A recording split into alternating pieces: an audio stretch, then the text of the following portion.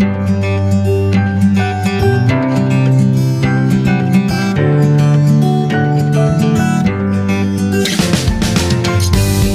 Morning students, स्वागत है आपका मेरे यूट्यूब चैनल इनोवेटिव वास्तुस पर। बच्चों, आपको मैंने जंतुओं में जनन चैप्टर पढ़ाने के दरमियान आपको बताया कि हार्मोन क्या होता है और हार्मोन कहाँ से निकलता है। ठीक है, तो आप जान चुके हैं कि हार्मोन क्या होता है, लेकिन क्या आपको पता है कि पौधों में भी हार्मोन्स होते हैं। पौधों में भी हार्मोन्स होते हैं जिसको कि हम लोग बोलते हैं फाइटो हार्मोन। क्या बोलते हैं? Phyto hormones. ठीक है, तो कितने तरह के फाइटो हार्मोन्स मतलब पौधों में भी हार्मोन्स होते हैं, वो कितने तरह के होते हैं, आइए मैं एक ट्रिक के माध्यम से आपको बताने की कोशिश करता हूं। देखिए, इसके लिए एक छोटा सा प्रसंग आपको सुनना पड़ेगा। हुआ क्या, एक परिवार जो है वो एक गांव में रहता था और एक उसमें पति था, एक पत्नी थी और एक बच्चा था। तो पति को जाना था सब्जी लाने के लिए। जो वाइफ है उसने भेजा अपने पति को कि जाइए मार्केट से सब्जी ले आइए, और झोला नहीं लिया, पॉलीथीन लेना था। पॉलीथीन, लेकिन पॉलीथीन ले जा रहे थे। हालांकि पॉलीथीन यूज़ करना ठीक बात नहीं है, यह प्रदूषणकारी है, यह हमारे पर्यावरण को गंदा करता है। लेकिन यदि आप पॉलीथीन, मोटा पॉलीथीन यूज़ करते हैं, एक पॉलीथीन को आप बार बार यूज़ करिए। ये ऐसा नहीं कि एक पॉलीथीन को लाइए, एक बार यूज़ किया और फिर फेंक दिया, ऐसा नहीं। यदि पॉलीथीन का यूज़ कर रहे हैं कम से कम, तो एक पॉलीथीन को कई बार आप यूज़ कर सकते हैं। ठीक है, उसके लिए एक फार्मूला है ना, रीयूज़, बारंबार उसका यूज़ करें। तो पॉलीथीन जो है बच्चे ने लिया और उसको फाड़ दिया। अब जो वाइफ है वह अपने हस्बैंड को बोलती है, ए जी आइए अब साटो पॉलीथीन।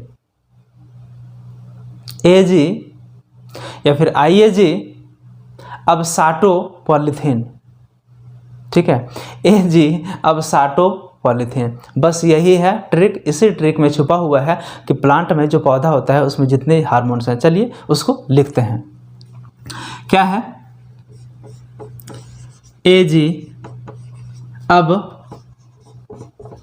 साटो पॉलीथीन को, चूँकि पॉलीथीन जो है वो इथिलीन से बनता है या इथिन से बनता है। ठीक है, इथिन जो है वो मोनोमर है और पॉलीथीन जो है वो पॉलीमर है।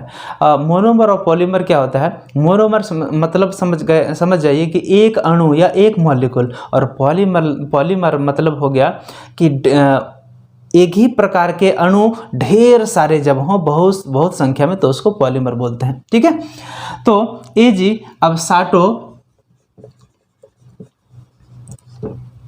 इथिलीन, ठीक है, या इथिन, इथिलीन या इथिन, कुछ भी बोल सकते हैं।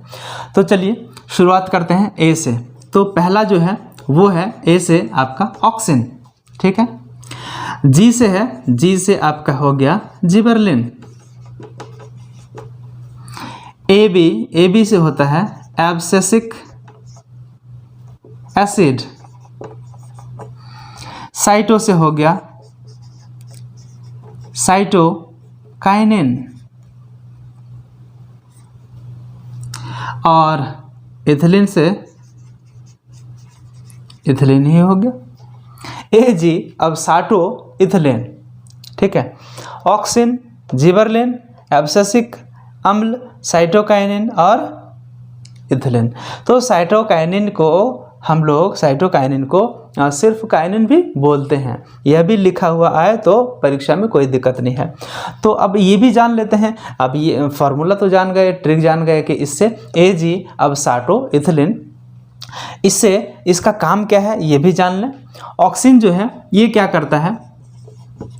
ये ग्रोथ प्रमोटर है, मतलब ये लंबाई को बढ़ाता है। ग्रोथ मतलब विकास होता है, तो पौधे की लंबाई को बढ़ाता है। क्या बढ़ाता है? ये लंबाई बढ़ाता है पौधों की। कौन? Auxin hormone. ठीक है, ऑक्सिन हार्मोन। दूसरा है जिबरलिन, ये भी ग्रोथ बढ़ाता है, विकास करता है, लेकिन ये क्या करता है मालूम है? ये शाखा वगैरह बढ़ाने का काम करता है। मतलब जो ब्रांचेज होते हैं ना, जो डालियां होती हैं, उसको बढ़ाने में जिबरलिन मदद करता है। ठीक है। उसके पहले हम लोग और देख लेते हैं एक साइटोकाइनिन, ठीक है। साइटोकाइनिन जो है वो भी ग्रोथ हार्मोन है, ग्रोथ प्रोमोटर है ये भी, ठीक है। ग्रोथ प्रोमोटर मतलब उसके विकास को बढ़ाने वाला। तो ये क्या करता है साइटोकाइनिन, ये भी पौधों की लंबाई को बढ़ाता है। साइटो का मतलब ही होता है सेल, आप जानते हैं साइटो मतलब सेल।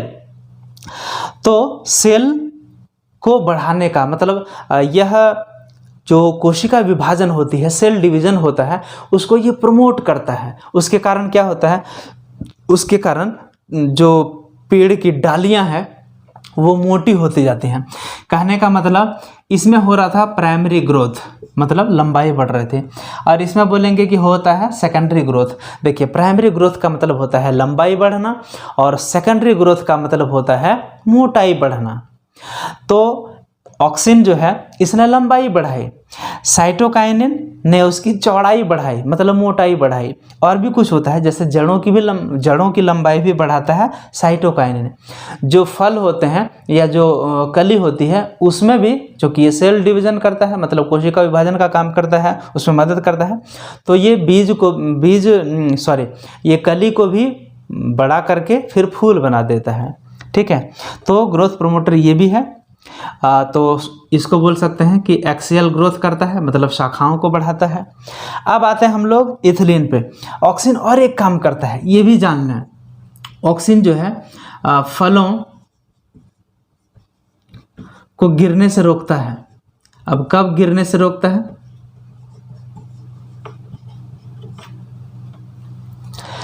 फल जो है जब तक वो मैच्योर नहीं होता है, मतलब वो जब तक बढ़िया से बढ़ नहीं जाता है, जिसको बोलते हैं कि जब तक वो बढ़िया से जवान नहीं हो जाता है, मतलब उसके अंदर गूदा, उसके अंदर बीज बढ़िया से नहीं हो जाएगा, तब तक उसको गिरने नहीं देता है पेड़ से, उसको रोकता है। समझ गए।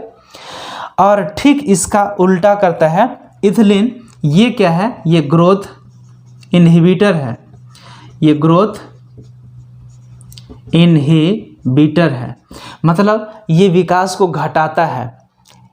इथिलीन एक गैस है, याद रखेंगे, और वो गैस भी हार्मोन है। आपने क्या सोचा कि हमारे शरीर में जो निकलने वाले केमिकल्स हैं, केमिकल्स गैस भी हो सकते हैं। ऑक्सीजन भी केमिकल की में गिनती आएगा, ठीक है। केमिकल का मतलब, रसायन का मतलब यह सिर्फ मत आप समझिए कि वो कोई द्रव होगा, वो कोई तरल होगा, वो गैस भी हो सकता है, ठीक है। तो इथिलीन वास्तव में एक गैस है। तो यह गैस निकलती है उस पौधे से, और यह काम क्या करता है, यह फल पकाता है। इसका काम है फल पकाना, मतलब फल पक जाएगा तो गिर जाएगा। तो कब फल पकाता है, जब मन तब नहीं, जब फल जो है बढ़िया से जवान हो जाए, उसके अंदर गूदा हो जाए, बढ़िया से विकसित हो जाए, मैच्योर हो जाए, परिपक्व हो जाए, तब उसको पकाना शुरू करता है इथिलीन हार्मोन। ऐसे भी हम लोग फलों को पकाने में इथिलीन गैस का उपयोग करते हैं। इसलिए बोला जाता है कि गैसों से यदि नेचुरली पेड़ ने पकाया है तो उसको आप ठीक अपना खा सकते हैं धो करके अच्छे से। लेकिन यदि मार्केट में कार्बेट या इथिलीन से पका हुआ यदि फल आप लाते हैं तो उसको आधा घंटा 1 घंटा पानी में उसको डुबा करके रखिए, ताकि वो चीज़, वो गैस जो है वो उसके अंदर से निकल जाए, ठीक है। उसके अंदर पानी भर जाए, जो गैस भरी थी उस गैस का स्थान पानी ले ले, ठीक है, तो वो हट जाए। तो अब समझ गए कि ऑक्सिन जो है वो लंबाई बढ़ाता है और फलों को परिपक्व होने से पहले नहीं गिरे, ये उसको रोकता है, ठीक है। दूसरा मैंने बताया जिबरलिन, वो एक्सियल ग्रोथ करता है, मतलब उसकी शाखाओं को विकसित करता है, शाखाओं की लंबाई को बढ़ाता है। अगला मैंने बताया साइटोकाइनिन, जो कली को फूल बनाने में मदद करता है, और साथ ही साथ यह पेड़ों की मोटाई को बढ़ाता है, पेड़ों की जड़ को बढ़ाता है। समझ गए। और अब इथिलीन हो गया, यह उसके विकास को घटा देता है, मतलब फल पक गया तो उसको गिरा देता है, ठीक है। तो फल को पकने में मदद करता है कौन, इथिलीन गैस या इथिलीन हार्मोन। अब आते हैं एब्सिसिक एसिड। एब्सिसिक अटपटा सुनने में ही लग रहा है, तो इसका भी मतलब होता है कि यह भी गिराता है। क्या गिराता है वो सुनिए। जैसे यदि आसपास दिक्कत हो जाए किसी चीज़ की, या तो पैसे की या तो खाने पीने की, तो आप क्या करेंगे, रोज़ उसका उपयोग कम कर देंगे, है ना। मतलब खाना यदि रोज़ 4 बार खाते थे 3 बार, तो अब 2 बार में ही काम चलाएंगे, 1 बार में ही काम चलाएंगे। उसी तरह जब सूखा पड़ जाए, जब अकाल पड़ जाए, उस समय पौधों को पानी कैसे मिलेगा। आप जानते हैं कि पौधे जो है जड़ से, मिट्टी से पानी ले लेते हैं, है ना, लेकिन मिट्टी में पानी है ही नहीं, और धूप होगी तो पत्तों से उसका वाष्पोत्सर्जन हो जाएगा, मतलब उसके अंदर का पानी, शरीर का पानी पौधे का निकल जाएगा और पेड़ जो या पौधा जो है वो मर जाएगा।